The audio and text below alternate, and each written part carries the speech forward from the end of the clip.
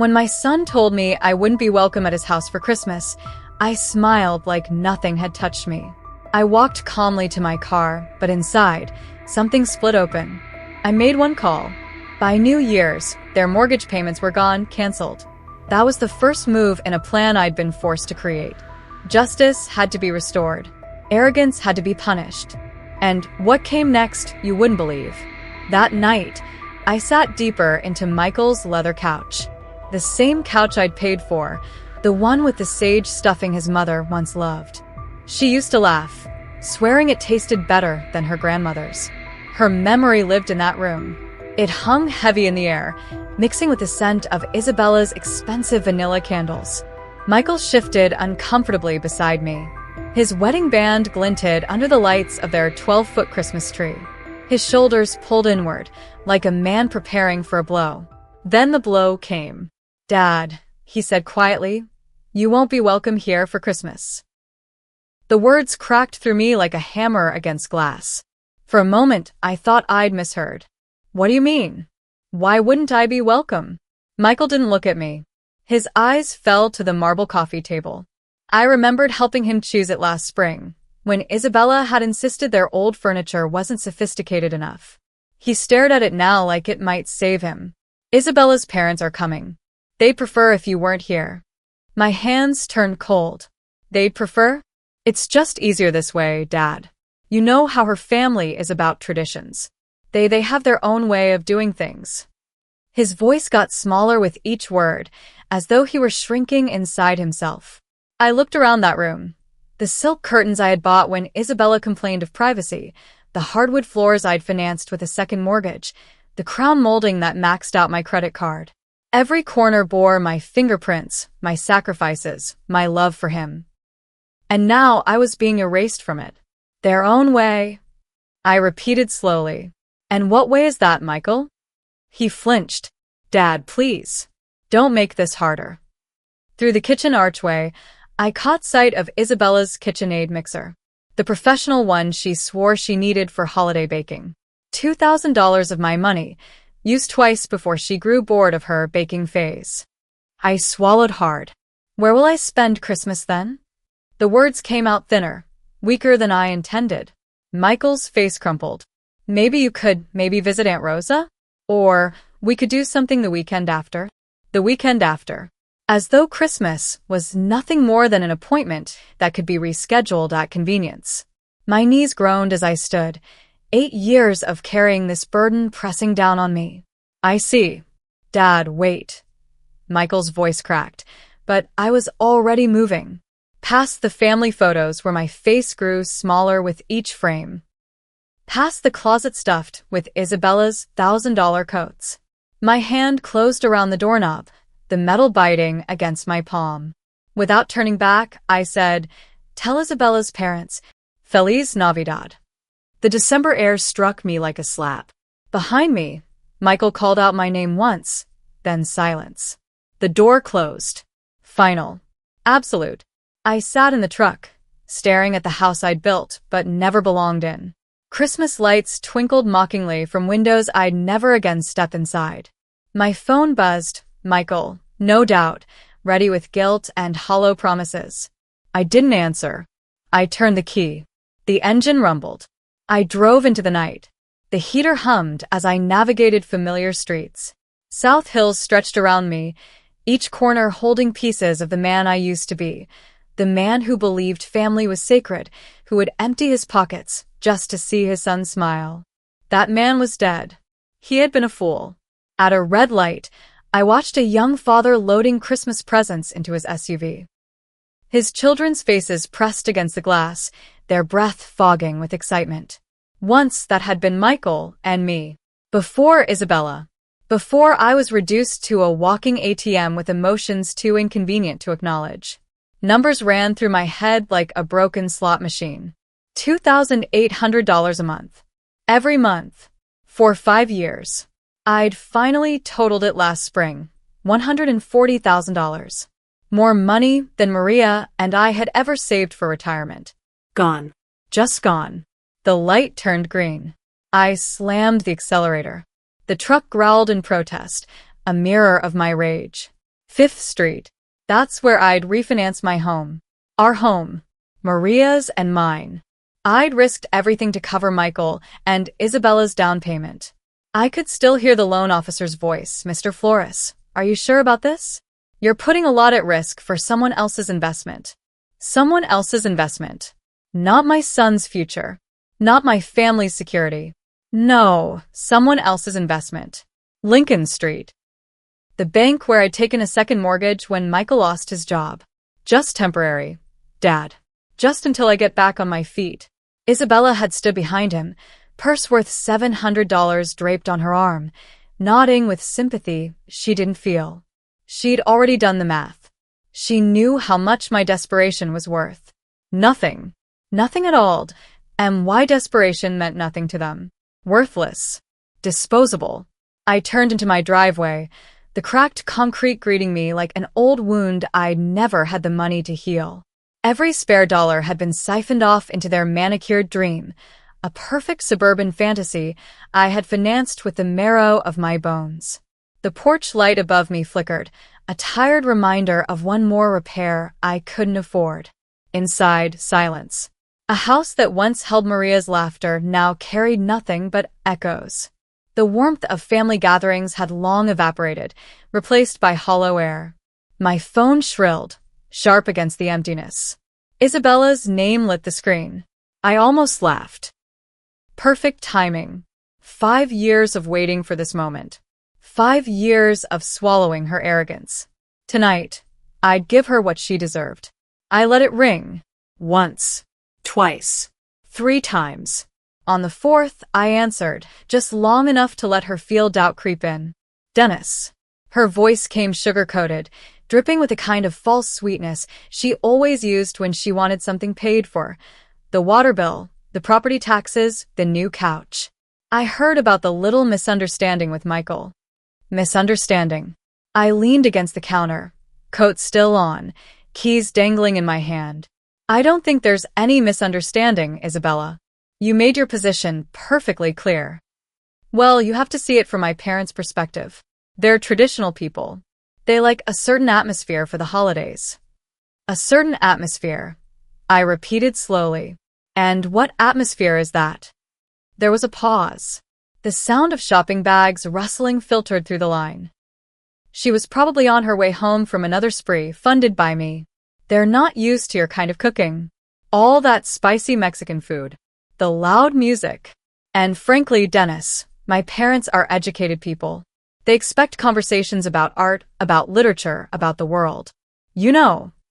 Her words hit harder than fists. I had endured years of her contempt, swallowed every insult, kept my silence for Michael's sake. But this stripped something raw inside me. My kind of cooking? My voice stayed low, controlled, though my chest burned. You mean the food you ate every Sunday for 3 years when money was tight? The tamales you swore tasted like your grandmother's? That was different, she snapped. We were grateful then. But now, with my parents. Now, with your parents, you can't risk the Mexican peasant embarrassing you at your holiday table. The honey in her voice vanished. Don't be dramatic, Dennis. This isn't about race. It's about class.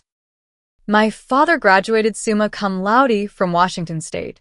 My mother speaks 4 languages. They summer in the Hamptons.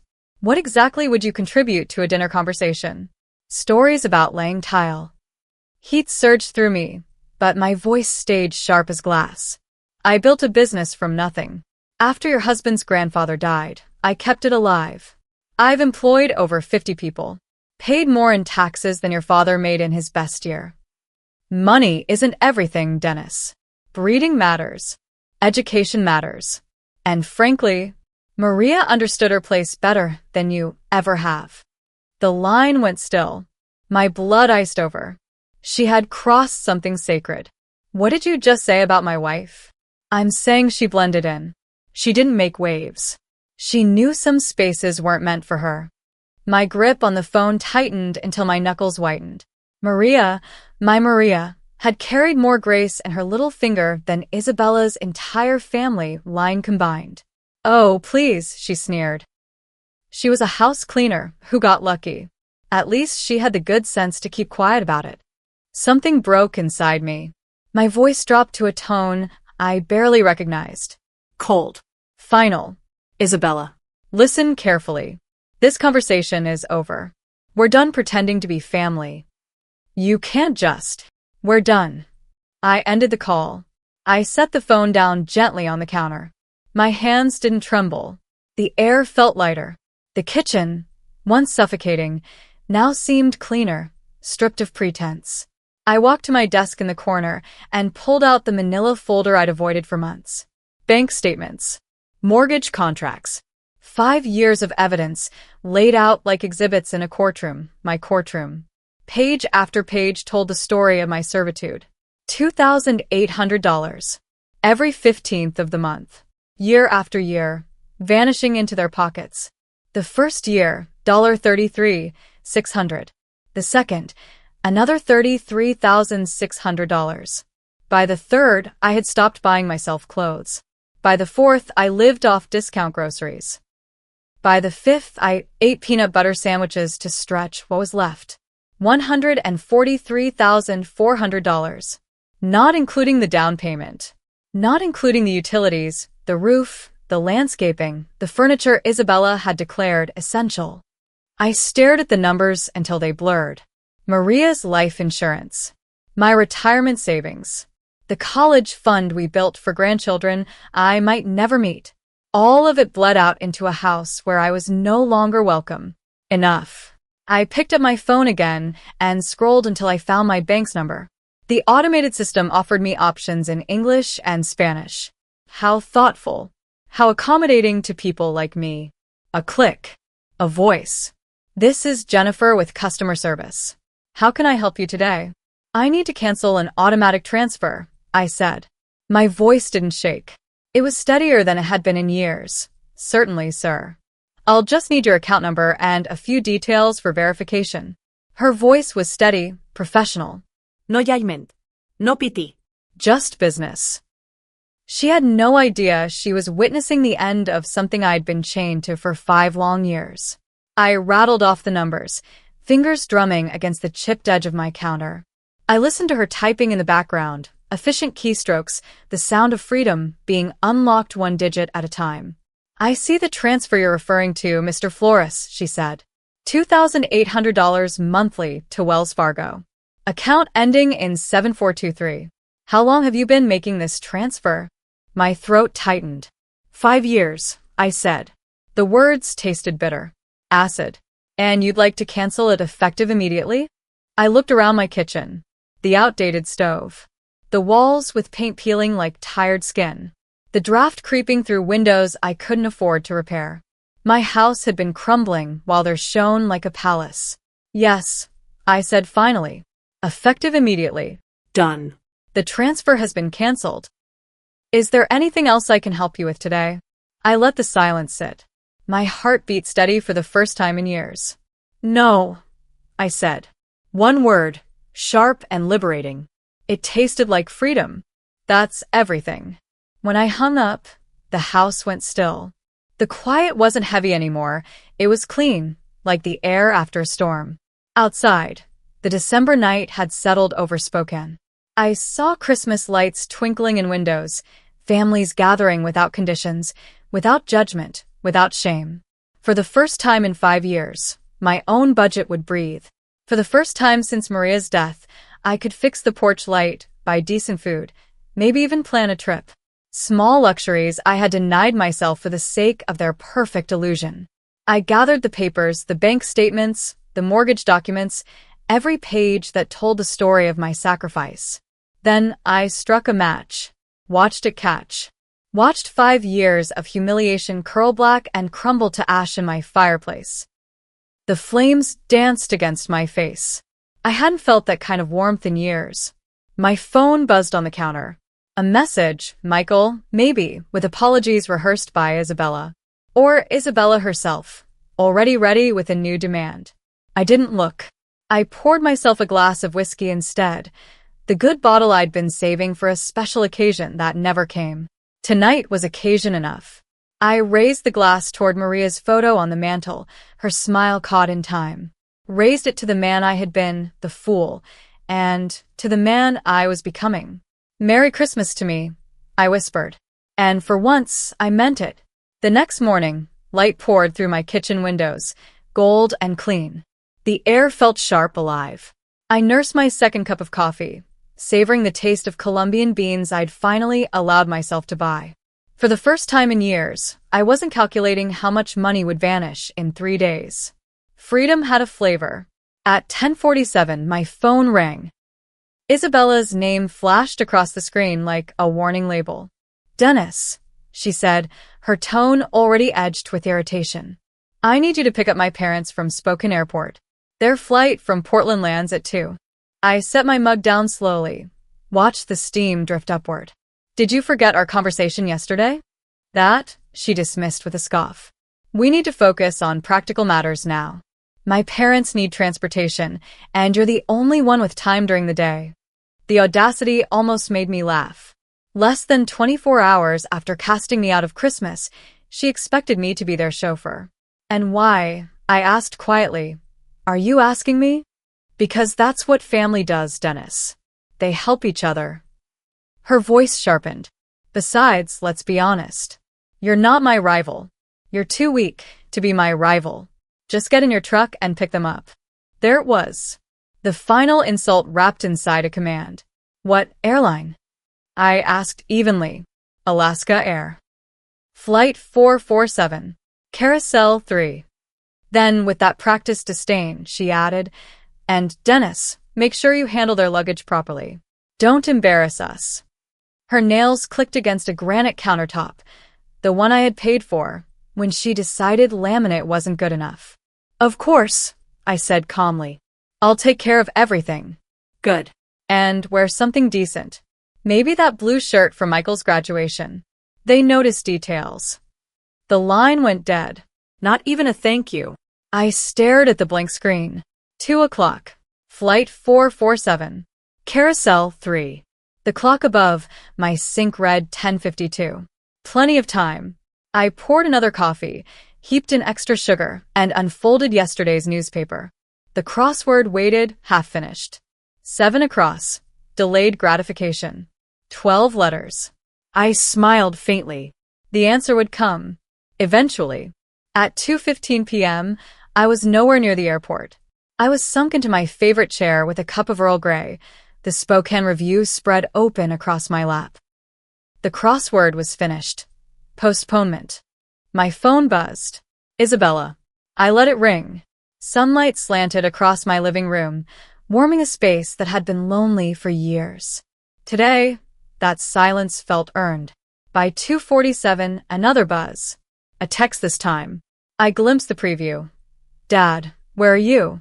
"My parents are." I turned the phone face down. Open the sports section. The Seahawks had lost again. Some things never changed. By 3:30, the phone had gone off 6 times. I had finished the paper, brewed another pot of tea, and moved on to organizing the junk drawer. Freedom. It was in the small acts. And God, it felt good. It's amazing what you discover you're capable of when you're no longer running yourself ragged, waiting hand and foot on people who see you as nothing more than their personal bellhop. The 7th call came at 3:45. Not Isabella this time. A different number. I didn't need a crystal ball to know who it was. Her parents, probably borrowing some stranger's phone at the airport. I let it ring. Outside, life carried on. My neighbor was stringing Christmas lights across his porch, his kids chasing each other with the kind of wild, sugar-fueled energy that only December afternoons bring. Normal families. Normal problems. Nobody stranded. Nobody waiting on me. By 4:15, the buzzing became relentless. Isabella. Then the mystery number. Then Isabella again. Over and over. The sound drilled through the quiet like a wasp trapped against glass. I'd had enough. I walked into the kitchen, yanked the landline cord straight from the wall, then turned my cell phone completely off. Silence fell. A silence so pure it almost hummed. I made myself a grilled cheese sandwich. Opened a can of tomato soup. Comfort food I hadn't let myself buy in months because every dollar had gone to underwriting someone else's fantasy life. The bread browned to a perfect crisp. The cheese melted golden. The soup steamed in my favorite mug, chipped but familiar. Outside, the winter sun sagged toward the horizon, dragging long shadows across my backyard. Somewhere across town, 3 entitled people stood in a parking garage, arguing about taxi fare, wondering how their driver could possibly have betrayed them. The thought made the soup taste even better. By 5 o'clock, I'd eaten dinner, loaded the dishwasher, and found myself savoring something foreign. The prospect of a whole evening with no interruptions, no begging calls for money, no guilt trips demanding last-minute rescues. I reached for the remote. Then it came. The pounding. Not a polite knock. Not a request. A hammering that rattled the frame, shook the pictures on the wall, and carried the raw energy of fury.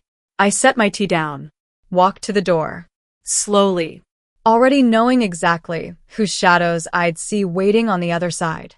The pounding grew louder, each blow more violent. Through the peephole, I saw 3 figures crammed onto my porch like wolves circling a wounded animal. I opened the door. Cody Jenkins' face was already red, veins pulsing. He didn't wait for permission.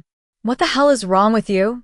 he barked, shoving past me into the living room as though he owned it. We waited at that goddamn airport for over 3 hours. Catherine followed, hair disheveled, lips pressed into a blade-thin line of contempt. "This is completely unacceptable from someone your age, Dennis. Barbaric." And then Isabella. Designer coat wrinkled, makeup smudged, eyes wild with rage. "You humiliated us. Do you even realize what you've done? My parents had to pay $40 for a taxi because you decided to. Get out of my house." The words cut through their shouting like glass shattering on tile. Cold. Sharp. Final. They froze. Stunned. "Excuse me?" Cody stammered, his face deepening from red to purple. "You don't make demands here," I said quietly. My voice carried steel I hadn't heard in years. "Not anymore. This is my house, and I want you out. Now." Catherine stepped forward, voice dripping condescension, sharpened over decades of looking down at men like me. "Dennis, you don't understand the magnitude of your mistake. My husband has connections, business connections, social connections. You can't treat people like us this way and expect." "This is a lesson," I said, cutting her off, locking eyes with her. "A lesson in arrogance, in cruelty, in what happens when you treat people like dirt beneath your shoes." Isabella's mouth fell open. "A lesson? Who the hell do you think you are to teach anyone anything? You're nothing. I'm someone who finally stopped being your personal bank account, your driver, your doormat." I stepped aside, held the door wide. "Lesson's over. You can leave." Cody jabbed a finger toward my chest. "Didn't dare touch me." "You have no idea who you're messing with, old man. I've been in this town longer than you've been alive. I know people. Important people. People who can make your life very, very difficult." "Is that a threat, Mr. Jenkins?" "It's a promise." His voice dropped to a menacing growl. "You think abandoning elderly people at an airport is something you can just do? No consequences? You're about to learn how wrong you are." Catherine nodded, her smile sharp as broken glass. "Indeed. Actions have consequences, Dennis. And yours will be very public." Isabella tugged at her father's arm. "Daddy, let's go. This pathetic old man isn't worth our time." They filed out, but Cody turned at the threshold. His eyes burned into me. "You'll regret this. I guarantee it." I closed the door, turned the deadbolt with a click that felt like victory. Through the window, I watched them pile into their rental car, arguing with each other as they disappeared into the December dark. My house felt cleaner the moment they were gone, but their words lingered. Public consequences. Important people. Connections. I went back to my chair, sipped my tea. For the first time in this whole war, I felt something new. Not fear. Not even anger. Anticipation. 3 mornings later, coffee in hand, I opened the spoken review. And there it was. Page 3. My own face staring back at me. Spoken businessman abandons elderly couple at airport during holiday storm. My hands froze on the mug. It was an old photo, pulled from my company website, 5 years outdated. But the story beneath it, fresh venom. Cody and Katherine Jenkins stranded for over 4 hours. Frigid temperatures. Winter storm warnings. A fabricated blizzard out of Cody's imagination. We couldn't believe someone would abandon us like that, Cody was quoted. We called repeatedly. No answer. We were forced into an expensive taxi. At our age, this kind of treatment isn't just inconsiderate, it's dangerous. Dangerous. The article painted me as a cruel old man unraveling at the seams. No mention of the Christmas rejection. No mention of 5 years of financial bleeding. Just me, the villain. The byline read Patricia Morrison, lifestyle editor. I didn't know her name, but I knew the playbook. Cody had cashed in a favor. He'd used his network. He'd placed this hit exactly where it would hurt me most. For the first time, I felt respect. They weren't just spoiled children throwing tantrums. They were calculated. Strategic. Ruthless. But they made 3 mistakes. They underestimated me. They went public, so I could too. And they left their entire perfect little life online, like breadcrumbs for a hunter. I folded the paper. Set it aside. Opened my laptop. Cody. Katherine. Isabella. Their profiles. Their connections. Their patterns. Their weaknesses. All of it, sitting out there in the open, begging to be used. If they wanted war, I'd show them what war looked like. December 18th. 7 days until Christmas. 7 days to end this game. For the next 3 days, I lived in a different world. Not Dennis, the washed-up father. Not the man who let his family walk all over him. I was Dennis Flores. Businessman. Strategist. Builder. Fighter. My laptop became my war table. Browser tabs lined up like cards in a high-stakes game. Cody Jenkins. Retired banker. Country club member. A treasurer of the Business Leaders Association. A man with a reputation to lose. Katherine. Queen of curated Instagram perfection. Charity luncheons. Wine tastings. Posing by the lake in Coeur d'Alene. Hashtags like #BlessLife. The envy of her circle. A carefully constructed facade. Isabella. Facebook bragging about the home I paid for, the granite countertops I funded, the dinners I financed. So excited to host Christmas, she'd written. Our home. Our success. My money. But it was Michael's LinkedIn that tied it all together. A new connection. Patricia Morrison. The same editor who'd written the hit piece. There it was. The weak seam in their armor. They thought they were playing chess. But I'd been playing chess my whole damn life. And I wasn't about to lose 0.3 names. That was all it took. 3 quiet threads tying Cody to Patricia's editor. The article hadn't fallen from the sky. It had been planted, watered, Cultivated. a cheap hit job dressed up as journalism. Amateur work. Sloppy. Predictable. I opened a fresh document. Not to defend myself. Not to argue. Something better. A timeline.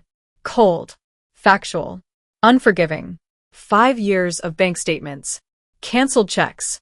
Receipts still carrying the ink of my sacrifices. The numbers didn't lie. $47,000 from my home equity loan.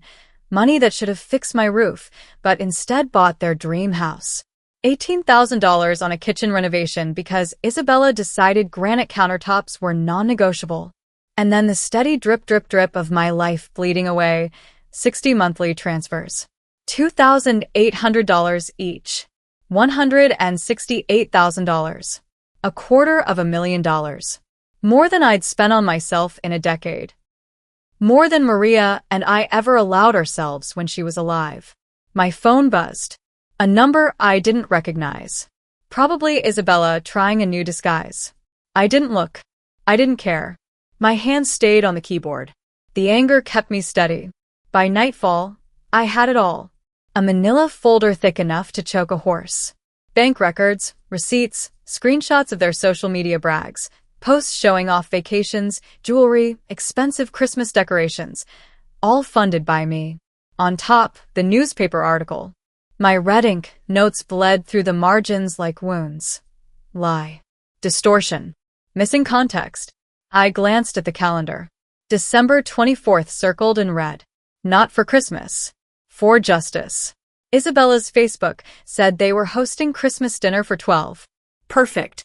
The exact 12 who mattered most to them. The exact 12 who deserved to see what success really looked like when you stripped away the lies. I closed my laptop. Went to the kitchen. Pulled out my old camera, the one I used on job sites. Tonight, it would capture a different kind of construction, the dismantling of a false empire. Christmas Eve dawned gray and cold. Spokane in full winter stillness. Families huddled together in warmth. I had no invitation, no place at any table. But I had something else. A plan. I laid everything out like a trial lawyer. Statements in order, receipts highlighted, photos printed on glossy paper. 12 copies of each.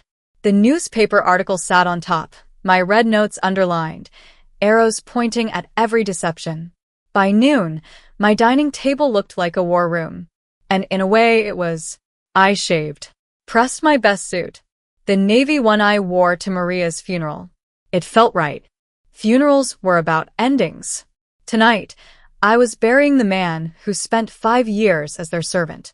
At 6:30 p.m., I loaded the briefcase, the weight of it pulling on my arm like a weapon. Their street glowed with holiday lights. Cars jammed the driveway, laughter spilling through the frosted windows. From the sidewalk, I could see Isabella playing hostess, swirling a wine glass, her smile bright enough to blind. Michael hovered near the table. Cody and Catherine radiated the smug authority of people certain they would never be challenged. I parked across the street. Checked my watch. 6:45. Perfect. Dinner would be served. No polite exits. No easy escapes. Their front door unlocked. Of course it was. Isabella liked to brag about how safe her neighborhood was. I stepped inside. Warmth wrapped around me. Laughter floated through the air, brittle and false. I walked toward the dining room. Catherine's voice carried. Darling, that's not how we do things in our family. The words scraped against me like sandpaper. Our family. After everything, they still said it like I was never part of it. I stepped into the room. 12 faces froze. Forks suspended midair. Isabella's glass stopped inches from her lips. Michael's face drained pale. Cody and Catherine looked as if the dead had walked in. Good evening, I said, setting my briefcase on the marble sideboard. My voice calm, controlled. I hope you don't mind if I join your Christmas celebration. Isabella recovered first. Dennis, this is completely inappropriate. You need to leave. I clicked open the briefcase. Pulled out the first stack of papers. Actually, I think your guests deserve to know who paid for this dinner. For this house. For this lifestyle you've been parading. A woman at the far end leaned forward, her curiosity piqued. Isabella, what is he talking about? He's having some kind of episode, Isabella snapped. Michael, call someone. But I was already moving. One packet at a time, I set the evidence in front of each guest. Here, I said evenly. 5 years of payments, $168,000 in mortgage support, $47,000 down payment, $18,000 for renovations. Furniture, appliances, vacations, jewelry, all mine. Silence. The sound of papers rustling as 12 pairs of hands turned the pages. For the first time, their perfect Christmas dinner didn't look so perfect. I watched their faces shift, one by one, as the truth sank in. Eyes scanning dates, signatures, dollar amounts. 5 years of sacrifice stacked neatly in front of them. A man at the far end of the table started to speak. His words collapsed under the weight of the page he was holding. Outrageous, finished a woman across from him. Her stare snapped toward Isabella. Why didn't you tell us any of this? For the first time, Isabella's perfect composure trembled. It's more complicated than it looks, she said, her voice brittle. Dennis volunteered to help us. We never asked. Actually, I cut her off, sliding another stack across the polished table. Let's talk about what you did ask for. And what you told the media about me. The air in the room dropped cold. I laid down the copies of the newspaper article. Faces turned pale as they recognized me in the grainy photo, the unstable man painted in their narrative just 3 days earlier. Now, I said, my voice low but steady, let's talk about the real manipulators in this family. Cody's face flushed red, then drained to gray. Catherine sat stiff, her wine glass untouched, fingers locked around the stem. Mr. Jenkins here, I continued, tapping the headline with my finger, used his banking connections to plant the story. Look at how I'm portrayed, unstable, dangerous, abandoning poor elderly people in freezing weather. A gray-haired man in an expensive sweater raised his eyes from the paper. Cody, what is this about? The weather, I said before Cody could lie, was 52 degrees and sunny. And they weren't stranded tourists. They were Isabella's parents. Parents I was expected to pick up from the airport after being told I wasn't worthy of sitting at their Christmas table. Catherine's lips parted. That's not. We never said. You never said what, Catherine? I pulled my phone from my pocket, swiping to screenshots. That I was too low class? That my Mexican cooking and working class conversations would embarrass you in front of your educated friends. One of her charity friends shifted uncomfortably, her pearls catching the light. Catherine, surely you didn't. Cody leaned forward, his bluster breaking through his fear. He's twisting everything. This man has serious mental health issues. Stress. Financial strain. I almost laughed. Financial problems? Mr. Jenkins, I've been sending nearly $3,000 a month for 5 years. The only financial problems here are the ones about to land on your doorstep. I turned to the table, sweeping them all in. These people have taken $200,000 from me while mocking me behind my back. They turned my son against me. They banned me from holidays. And when I finally stood up for myself, they dragged my name through the press like I was a criminal. Michael's voice broke the silence, soft, almost trembling. Dad. I didn't know about the article. Your wife knew, I said, quieter now but with steel. And her parents made sure it happened. They needed me silenced. They needed their ATM obedient. The room shifted like the ground itself had cracked. Eyes darted. Guests exchanged glances heavy with judgment, confusion, dawning clarity. Their host's empire was crumbling in real time. This is unconscionable, said an older woman in pearls, staring down at the highlighted statements. Her voice shook with fury. Cody, how could you let your daughter take advantage of this man's generosity and then attack him when he stopped? Cody tried to salvage the wreckage. You don't understand the full situation. I understand perfectly. The woman cut him off. This man supported your family while you treated him like a servant. And when he finally said no, you tried to destroy him. Catherine's words came strangled. He abandoned us at the airport. After you told me I wasn't welcome at Christmas dinner, I replied evenly. After 5 years of paying your bills while you whispered that my bloodline and my education weren't enough for you. The silence that followed was suffocating. 12 people staring at Cody, Catherine, Isabella, faces twisted with disgust, embarrassment, betrayal. Isabella tried one last desperate maneuver. Everyone, please.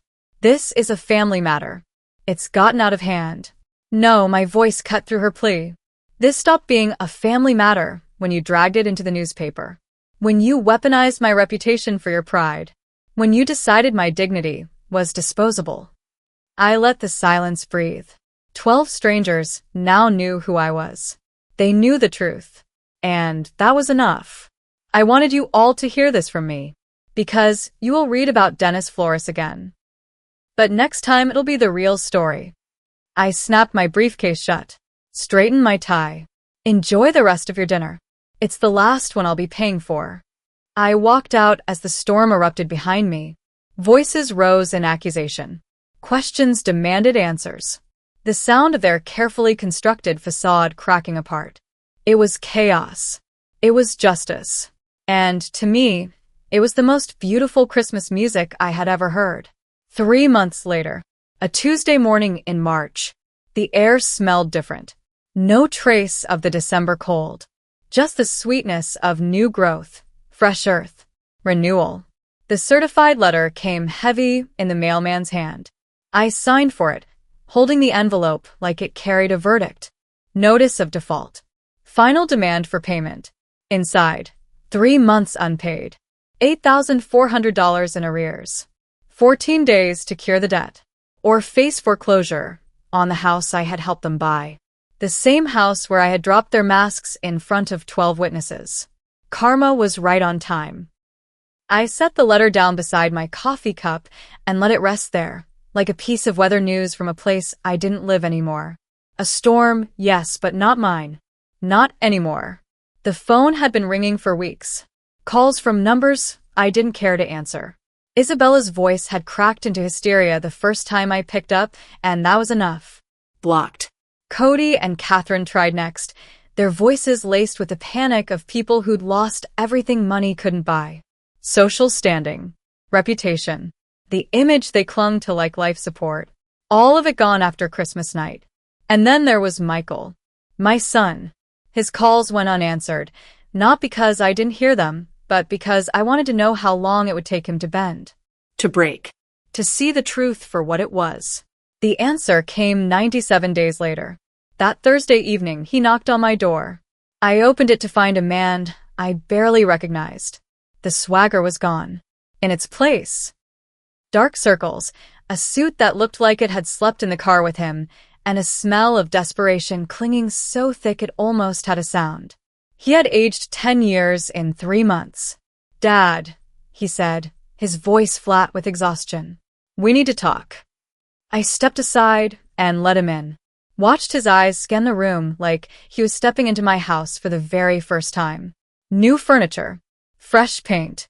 Repairs I had waited nearly a decade to make, because every dollar before had gone to his lifestyle, his wife's image, his in-laws' expectations. "Nice place," he muttered. "That's what happens when you spend money on yourself," I said, settling into my recliner, instead of on people who don't appreciate it. "Coffee," I offered. He shook his head. He sat on the edge of the couch, stiff, like the fabric might burn him if he leaned back. "Dad," he began, his voice small, "I need you to know how sorry I am. About everything. Christmas. The article. The way Isabella, the way we treated you." I didn't say a word. Just waited. I didn't know Cody planted that story. I swear I didn't. When I found out, he ran his hands through his hair. His voice cracked. Jesus, Daddy. "The things they said about you behind your back. The way they talked about our family. About Mom's memory. Maria." Her name hit like a stone in the chest. My jaw clenched. My voice stayed level. "And what exactly did they say about your mother?" His eyes dropped to the floor. "That she knew her place better than you knew yours. That she understood boundaries."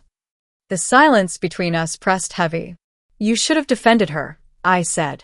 "You should have defended me." His voice was a whisper. "I should have. I should have stood up years ago."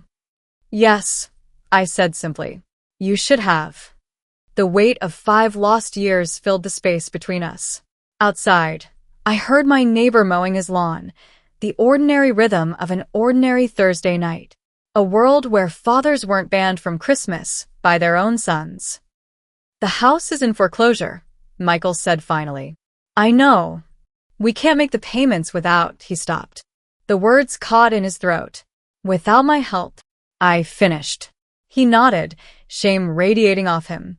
"Without the money I sent every month while you let your wife's family treat me like garbage." "I know how it looks, Michael." I leaned forward until his eyes locked with mine. "Do you know how much I gave you over 5 years?" His voice cracked. "Isabella added it up after Christmas. The mortgage, the down payment, everything. Over $200,000. $237,468, I corrected. "I know the exact number because I finally did what I should have done years ago. I counted." His face crumpled. "Dad." I'm sorry. I don't know how to fix this. You can't. My voice was calm, but final. That money is gone. But worse, those years are gone. 5 years I should have spent building something with you. Instead, I was paying for someone else's fantasy of respectability. I know, he whispered. I know that now. He lifted his eyes. Something flickered there. Hope, fragile, flickering like a candle in wind. But maybe we could start over? Are you asking me to take over your mortgage again? The flicker went out. His shoulders slumped. We're going to lose everything, Dad. The house. Isabella's respect. Her parents' approval. I don't know what I'll do. You'll figure it out, I said gently. The same way I figured out how to live without a son who respected me. The same way I learned to spend Christmas alone while you sat at a table with people who thought I wasn't good enough. Tears welled in his eyes. They came slow, quiet, unannounced, tears of a man who had run out of excuses. I lost you, didn't I? I chose them over you. And now I've lost you forever. I studied him for a long time. This man I had raised. This boy I had sacrificed for. A son who had let others convince him his father was disposable. Finally, I spoke. No, Michael. You didn't lose me. You gave me away. There's a difference. His hand swiped at his face. His voice was a rasp. Is there any chance, any way you could forgive me? I forgave you months ago, I said. And I meant it.